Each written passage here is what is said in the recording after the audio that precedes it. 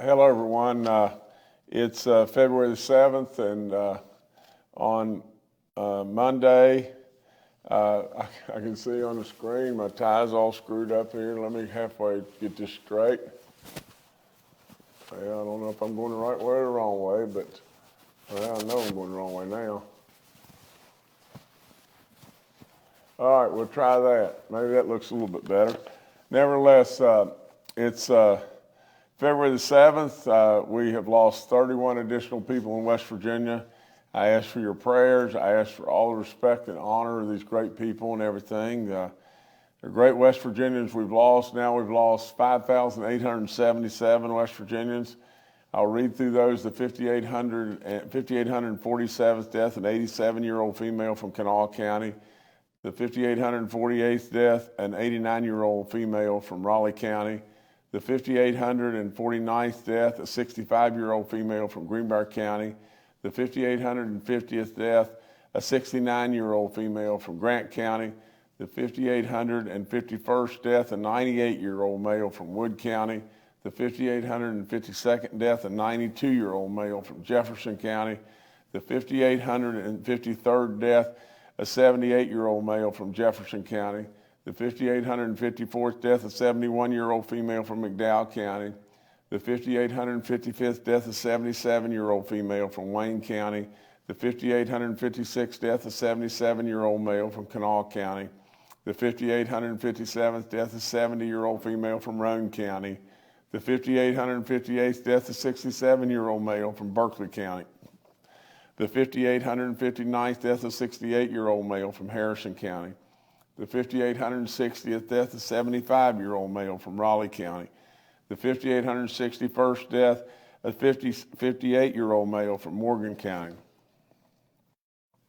The 5,862nd death, an 85-year-old male from Jefferson County.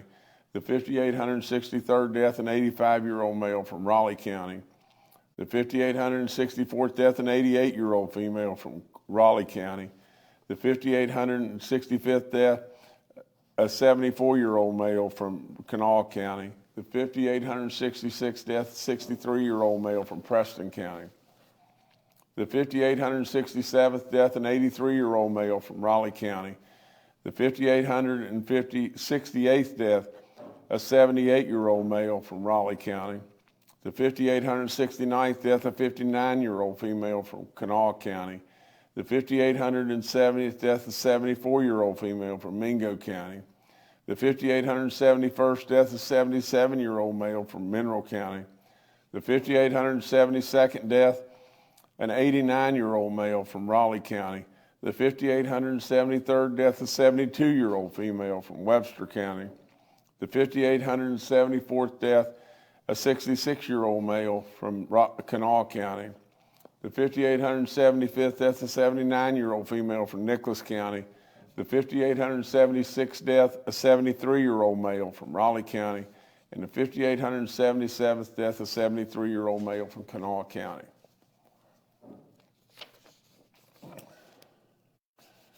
You can see from this, and I'm just going to check back real quickly. Remember what I told you the other day, that the deaths appear to be trending back towards our elderly people, and we've lost so many of our elderly, that really and truly,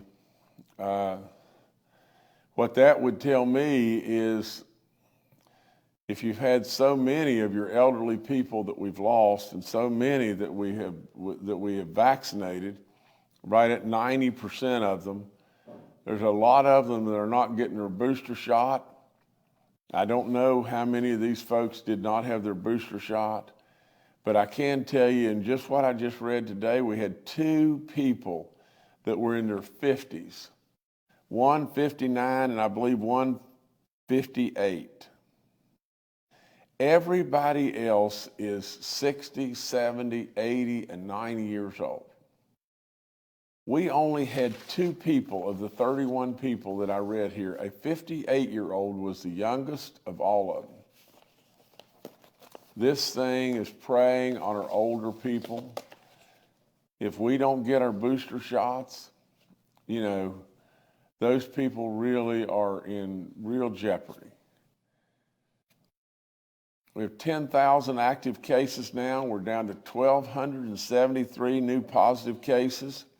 We didn't test hardly any. Our positivity rate, 29.26%. Our cumulative rate is at 8.25.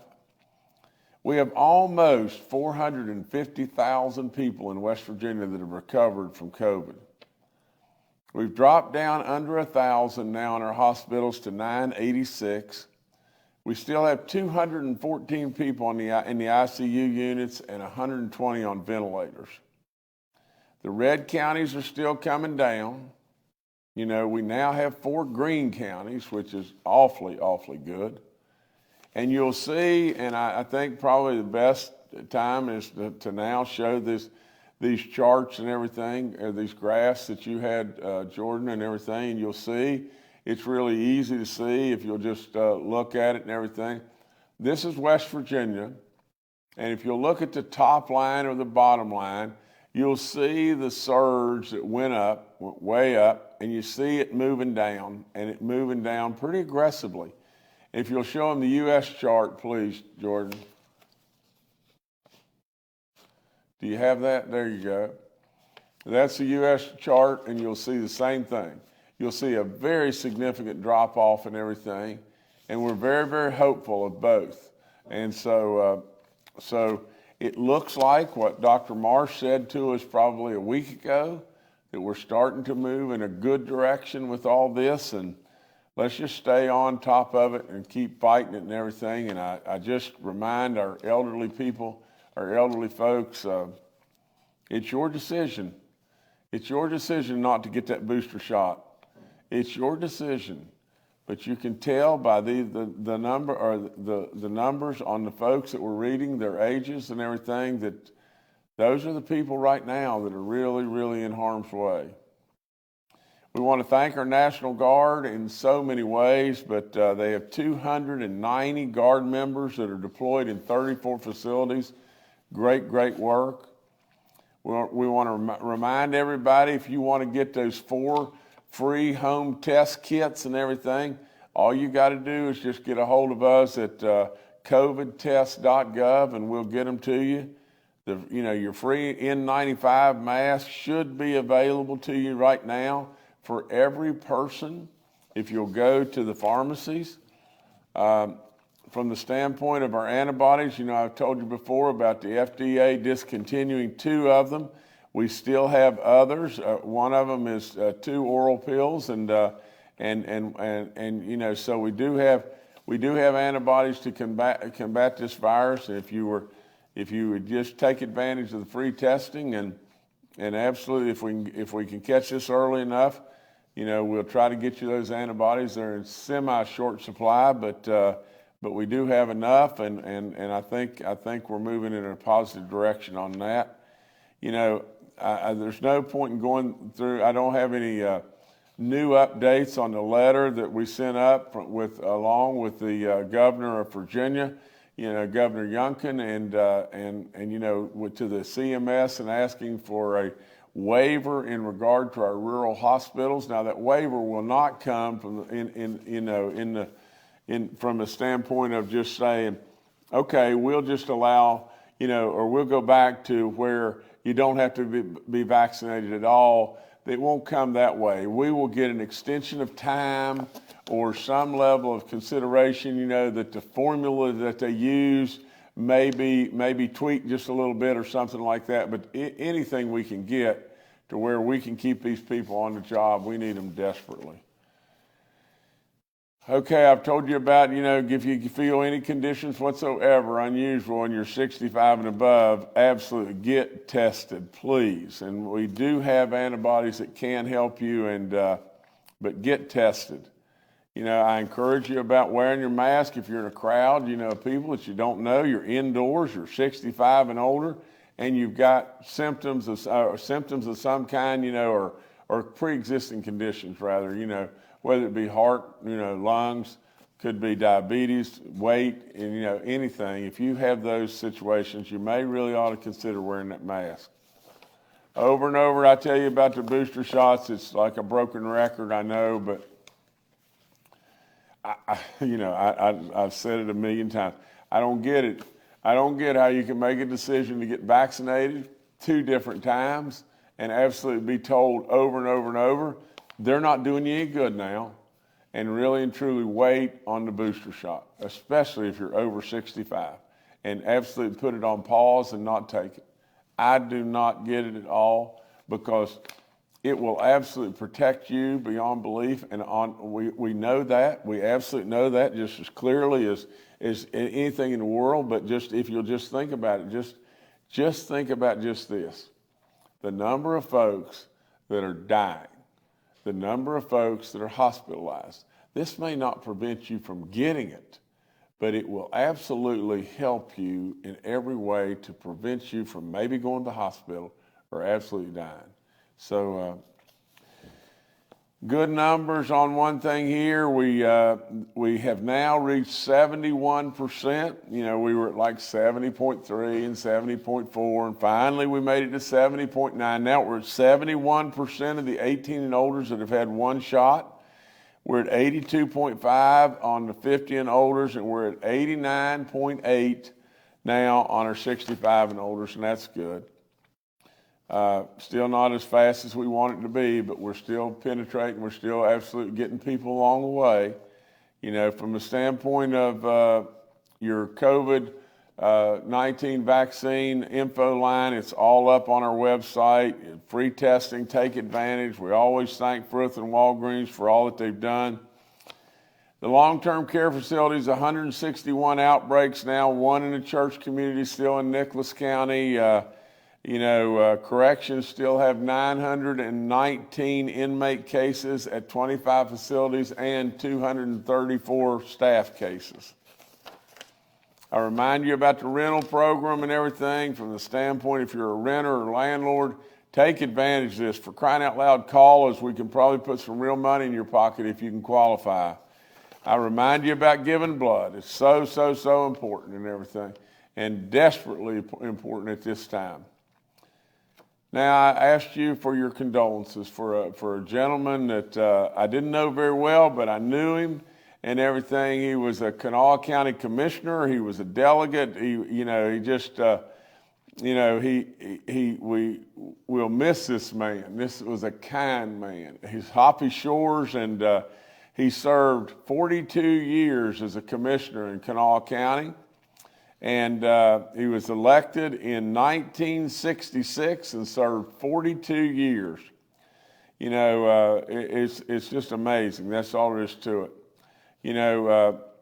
Hoppy was, I think, 91 years old. I'm gonna miss that. But the biggest thing, of course, he was elected in 1986 to the House of Delegates and served till 1990. He just, the most profound thing that I think could ever be said about somebody we lost was he was a good man, a kind man, a man really and truly that served this incredible state in many ways. But when you step back and just think, as you go, if people could look on you as a good person, a person that was kind in his words or her words, a person that reached out and tried to serve and tried to help.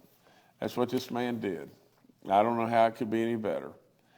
So we'll be, Kathy and I will surely be offering our prayers, and as I ask all West Virginians to join in that, and we'll be issuing a proclamation to lower the flags to half staff on the day of his funeral. This one, and Hoppy was 92 years old. They've sent me a little note. He was 92. This one right here, we celebrate an incredible life that Hoppy gave us, and all the incredible stuff that he did. This one right here is really sad too, and it takes on a completely different dimension to me, because I just think, how terrible this is, because this life is snuffed out and gone so early. We lost another correctional officer. This is our fourth, I think. It's a 31-year-old man. His name, Corporal Christopher Scarberry. He was working at the Western Regional Jail in Cabell County and had been there since 2018. He was hospitalized with this virus in December, and he died on Sunday. I'm sure he fought an incredible fight, but really and truly, 31 years old. He's survived by his wife and 3 stepchildren. Absolutely, Kathy and I, in every way, offer up our prayers, our condolences to the family and all those. And there's no question that from the very, very beginning, our correctional officers did run to the fire, did they not? They came to work all the time. They absolutely took care of our inmates, and they absolutely took care of their families and all kinds of people at the same time. I just hate it. I hate to be emotional about it, but I just think about my kids. I think this is just a kid. I mean, for crying out loud, with all kinds of life in front of him. We'll surely miss him. Christopher, I'll promise you we won't forget you. And absolutely, I ask everybody to remember him in your prayers, your thoughts, and absolutely all of his loved ones, especially these kids and his wonderful wife. So nevertheless, I hate this. That's all I got. All right, thank you, Governor. Let's now go to Dr. Clay Marsh, our coronavirus czar. Well, good morning. And following up with what the governor has said, I think it is important to note, both in our country and in our state, it does look like the number of new cases now have definitely started on the decline.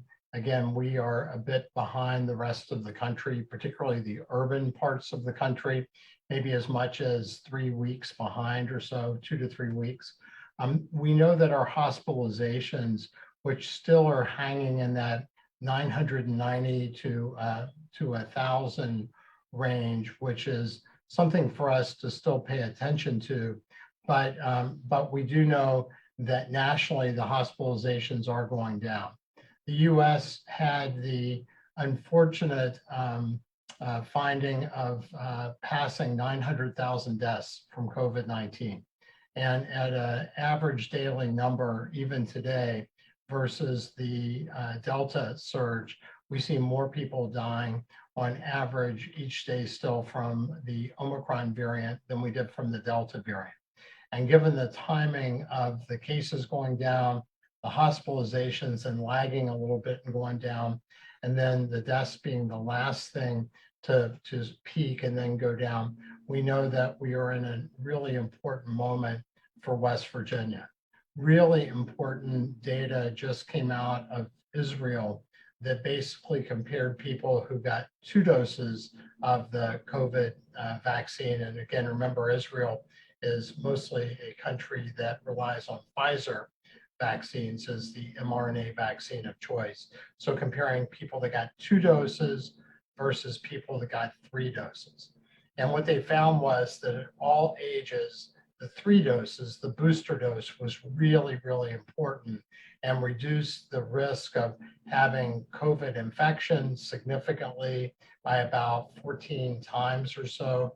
And also importantly, protected people, particularly people over 60 years old, of getting severe illness, hospitalization, and that was by about 17 times, and reduced the risk of death, again, about 14, 15 times. And again, this is people that got 2 doses versus that got 2 doses plus a booster.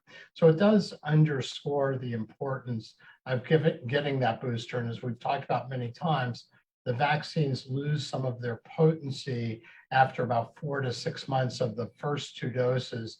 And that's the reason why getting that booster dose after 5 months after your initial vaccines with either Pfizer or Moderna, or 2 months after your initial vaccine with Johnson and Johnson are really, really important. And as we go forward, more and more data is coming out about the impact of vaccination rates in the United States. And we now are the country of all the westernized, richer countries. We lead the world in deaths from COVID-19, and half of our deaths have occurred after the vaccines have become available.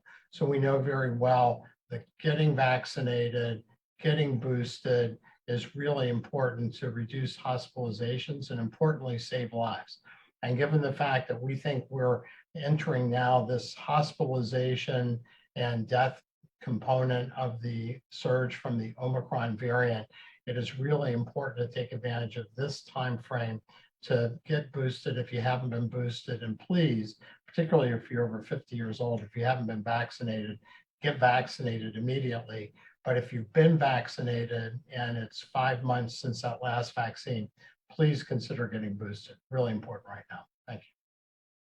Thank you, Dr. Marsh. Next to Dr. Ainam Jadar, State Health Officer. Good morning. I just want to remind everyone that while we do encourage all our elderly population to get their vaccine and boosters, as Dr. Marsh mentioned, we do want to remind everyone, if you're 5 years and older, to get your vaccine. Our children in West Virginia are very important. They are the future of West Virginia. And if your children have not gotten their vaccines, to get their vaccine. And also, we have noticed that the boosters have not been, people have not gotten their boosters as we would like. And that a lot of people, if they have gotten COVID, they may think that they do not need to get their booster. But you still need to get your booster dose, even if you have gotten COVID. We do know that it is important. So even if you have gotten your 2 doses of your COVID vaccine, or if you've gotten COVID, you still need to go out and get your booster dose. It is very important in order to remain out of the hospital. Thanks, Jordan. Thank you, Doctor. Secretary Bill Crouch with the DHHR is also joining us today and is available for questions. Retired Major General Jim Hoyer had a prior engagement and will rejoin us on Wednesday. We'll now go to questions from members of the media. The first today from Kenny Bass with WCHS and Fox 11. Thank you for taking my question. I will note that with the new total of deaths we have, that number would be the 28th largest city or census area in West Virginia. To put it into some context, it just passed Princeton. So more than the entire population of Princeton. A couple of quick questions. One, where are we on the letter asking for the 4th booster from the government? I know that we hadn't heard much. Have we heard anything? And 2, to Dr. Marsh, along those lines, what would be the medical reasons for not having a 4th booster shot? We just don't know what it would do, long-term impact. No studies have been done. What are the hurdles in the way? And secondly, to Dr. Marsh, when you say you're 5 months out of your vaccine, you should get your booster shot. Well, I'm now 7 months out of my booster shot. So am I just good luck? And if you get it, hope you don't die, fat guy? Or, I mean, is there some dispensation being thought that a 4th booster shot is the answer? Or we just finished the 3rd and you roll the dice? Thank you. Dr. Marsh, please. Thank you, Governor, and thank you, Kenny. So as we start to look at the data using an additional booster shot, really most of that data comes from Israel. And Israel has been a world leader in really pushing the vaccines, along with working with Pfizer, pushing the vaccines and really informing the rest of the world the benefits and the challenges. And what we found from Israel is that offering a 4th vaccine, particularly to people over 60 years old, I think they've opened it up now to all ages, and they are timing that 4 months after the previous vaccine. So this is 4 doses, and we would call that the original 2 dose, then a booster, and now another booster dose. They found about a 50% reduction in new infections. They tested children mainly, and they also found a 3-fold decrease in their elder population over 60 in hospitalizations. So we do believe that there is a benefit there. And as you said, Kenny, our concern is the loss of potency that we can see from the vaccines after a 4 to 6 month period of time. What data coming from other places, including the US, is that having a booster dose, the 3 doses, if you took the first two, Moderna or Pfizer, having that next dose that is now 5 months after the first 2 doses, still is a very significant protector of against hospitalization and death. 99% protective against death, about 96% protective against hospitalization.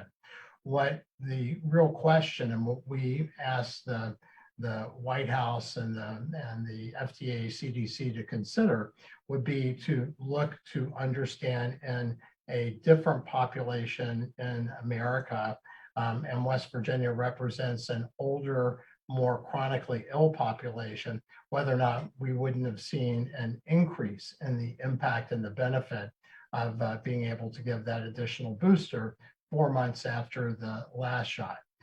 To my understanding or information, we have not really received much of a response. We do believe that would have some benefit, but currently there is no FDA or CDC guidance to get that next vaccine. And I think the reason why is because there is data suggesting the benefits still of the 3rd dose, the first booster dose, that may have more perpetuating impact. And that is something that, particularly as we see more people who are breaking through, from vaccination, both in getting infected, and even if you look at our DHHR data, which we're following up, if we look at the hospitalizations, ICU admissions, or ventilated patients, we're seeing a higher percent of those people being vaccinated. We don't know if they've been all boosted or not. We're trying to find that out.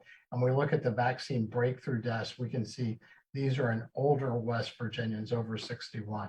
So Kenny, good question. We don't have any information back as far as I know, but I do think that there is a rationale to still consider that regimen, adding another booster for people, particularly over 50 years old who are greater than 4 months out from their last boost. All right, thank you, Kenny. Next, we'll go to Paul Mullen with WCBC. Good morning, everybody. Governor, last time you busted my chops when I admitted that I got a Johnson & Johnson vaccine instead of the other two. And I'm going to ask the question, kind of taking off on Kenny saying that he's a fat guy. Well, maybe I'm a moron for doing that. But I want to know, I did have the Johnson & Johnson vaccine. I did consider the booster. I didn't get the booster because I said, boy, if Johnson & Johnson only gave me 2 months, if I get the booster, is it going to give me another 2 months? And what real good is that? And by the time they make up their mind whether I need a 4th booster, how long am I going to be unprotected then? So anyhow, I wound up with COVID in December, and I did get the antibody treatment, and I did stay out of the hospital. But I'm considering now whether I should just start the whole process over and go after a Moderna or a Pfizer vaccine after I get through the 90 days after my COVID infection. I'd like to get some medical advice from our panel here on what I should do. I mean, I'm not happy with the 2-month thing. I'd like to go and start the process over again, but am I allowed to do that? Is there any risk at going back to the beginning and saying, hey, I'd like to go with Moderna or Pfizer? So I throw myself on the mercy of the medical court. Well, Paul, let me say this. I think you're anything but a moron. You're really a smart guy and a good man and a good friend. And but I want to say this to you too. I love your question because, to tell you the truth, there's a lot of people in the same boat you're in. A lot of people are confused, and that's why we keep getting more and more people across the finish line. If all we had was those that were out there that said, no way, no matter what, no way, then we wouldn't see this steady improvement. And so there's a lot of people that have a lot of questions and a lot of concerns, and I'm going to pass now to I guess Dr. Amjad and Dr. Marsh, and let them give you their very, very best advice. But I love your question, because it's the kind of questions that we want, where we can clarify stuff for people and give people a pathway. So Dr. Marsh or Dr. Amjad, y'all please. And do you want to start and I'll follow, or do you want me to start? You go ahead, Clay, because I think this is a little bit, it's a different answer, I think, now than what we used to give out. Yeah, so Paul, thank you for your question, and thank you, Governor. So Paul, the fact that you got Johnson & Johnson when it first came out was a very reasonable decision, and one that, all of the recommending bodies, oversight bodies, FDA, CDC, certainly were in favor of. The fact that you have not gotten your booster shot, but you did get a COVID infection, was, again, activation of your immune system. And the fact that you got monoclonal antibodies and are better is really great news. If I were you at the time, that you would feel comfortable and you could wait the 3 months as was originally suggested for the monoclonal antibodies, or to me, at this point, since you're over a month from that treatment, you could consider getting another shot. And that shot should further activate your immune system. What we've seen, particularly in Europe, from folks who did get Johnson & Johnson or an affiliate vaccine from AstraZeneca, both with the same kind of technology, that the persistence of benefit, particularly to hospitalizations and severe disease, was good if you got the appropriate boosting dose. So instead of starting over, I think you would be fine, at whatever time you are comfortable and your healthcare provider to go ahead and get another shot. I would personally choose Moderna based on the data that we have seen with Johnson & Johnson boost, but I would either get a Moderna or a Pfizer vaccine. And I think you could get it now, or you could wait for the 3 months after your monoclonal antibody treatment. Either should be fine and should really continue to activate your immune system, since the infection likely reminded your immune system. So this will be an additional empowerment of the immune system, which I think should serve you fine. So I don't think you need to start over. I don't know if you have any other comments. No, I think what's happening out in the medical community is that a lot of physicians are telling patients to wait the full 3 months after a COVID infection or getting the monoclonal antibodies. And I don't think you need to wait. And I think that's what we want people to know, is that you don't have to wait the full 3 months. You can, but we're seeing a lot of breakthrough infections out there because everyone's body is different. And I think that's what we need to remind people, is that with these different variants out there, some people are getting breakthrough infections. So you don't need to wait the full 3 months after COVID, whether you've gotten antibodies or a COVID infection. If you're able to go ahead and get the vaccine, we would recommend it, is what I would say. I think that's what the confusion is out there in the public and the medical community. Thanks. All right, thank you, Paul. Next, we'll go to Charles Young with WV News. Hi, this is Charles Young with WV News. I was hoping to get a little bit of an update about the response at our long-term care facilities. I know the governor said we have 161 outbreaks that we're dealing with. So I was just wondering, what is that like on a day-to-day basis? I know, in the earliest days of the pandemic, we were dispatching the National Guard from outbreak to outbreak, doing deep cleaning. I was just wondering what the day-to-day is like now. Thank you. Terry Crouch, why don't you take this, please, sir? Yes, sir. Thank you, Governor, and thank you, Charles. We've seen a reduction in the number of individuals who are positive right now, but if you look at the dashboard, we still have 676 active staff right now who are infected. We have 234 patients there, and as Clay's talked about and the governor's talked about, we're seeing more and more individuals who are elderly who are having breakthrough cases. We're seeing more in being admitted to the hospital right now, which is very concerning.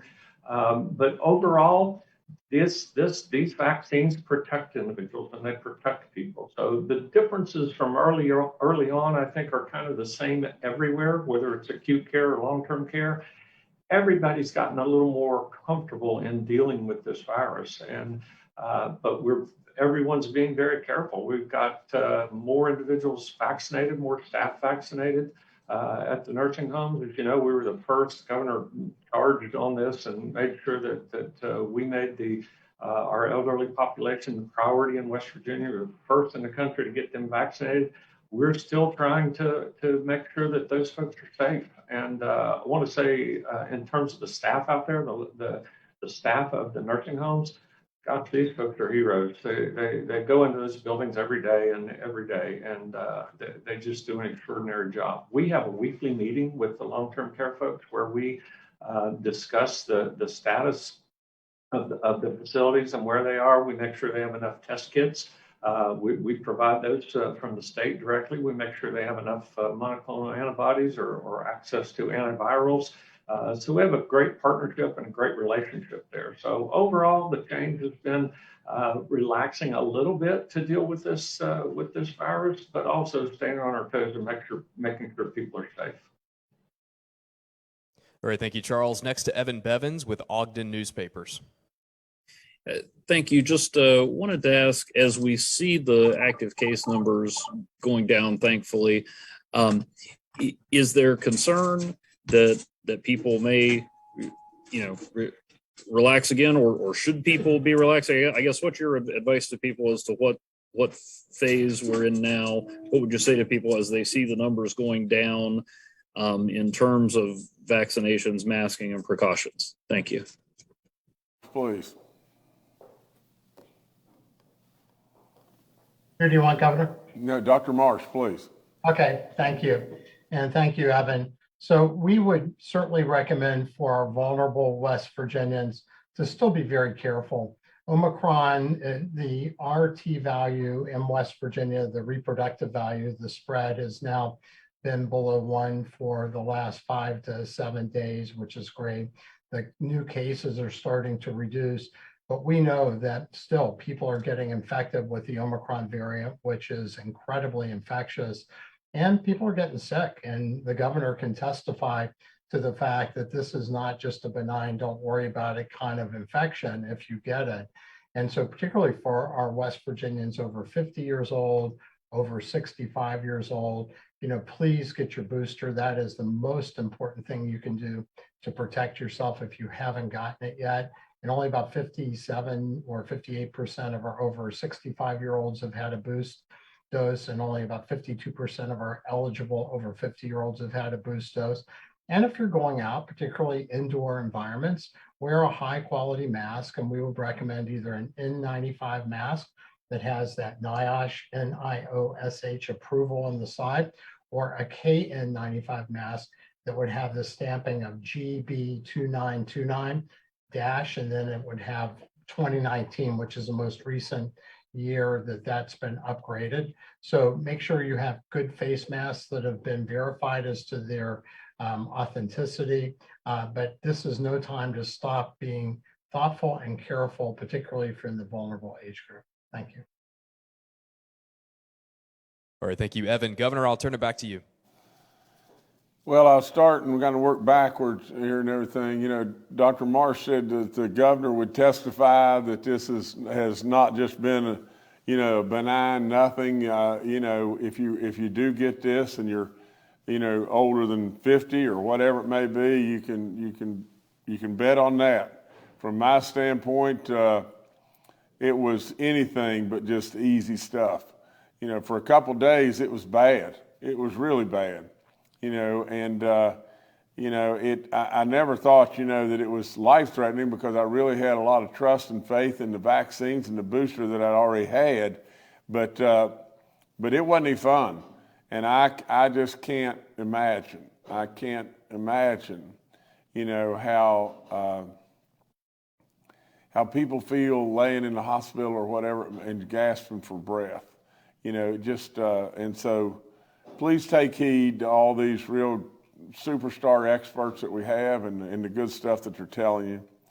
I think it is significant that we think about just for a second that our nation's lost in excess of 900,000 people.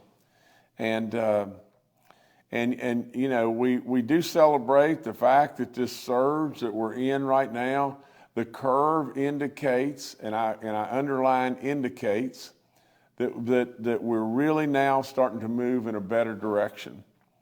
And that's really good.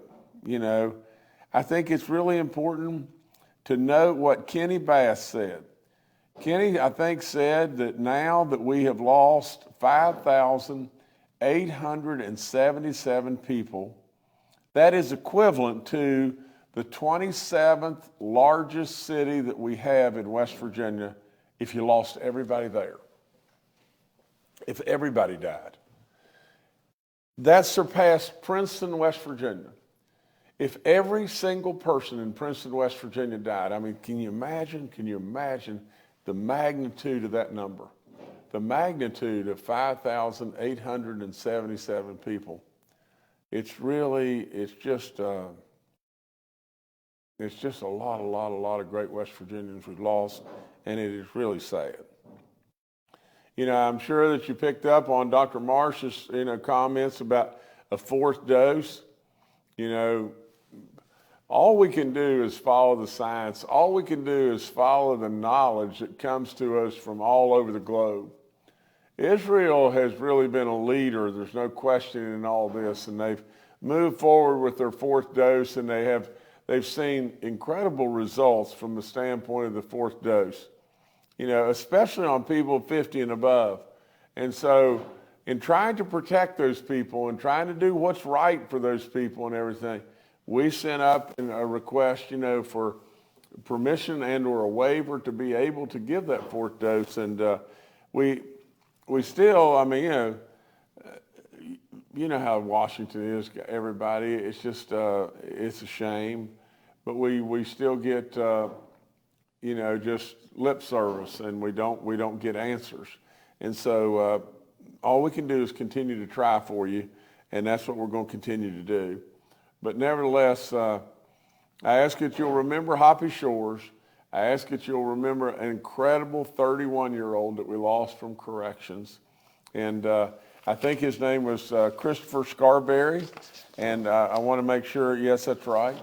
And nevertheless, but I ask that you'll absolutely remember all these 5,877 folks. So nevertheless, that's all I've got. We're going to get through this, West Virginia. One way or another, we're going to get through it. We're going to get through it well. So thank you so much.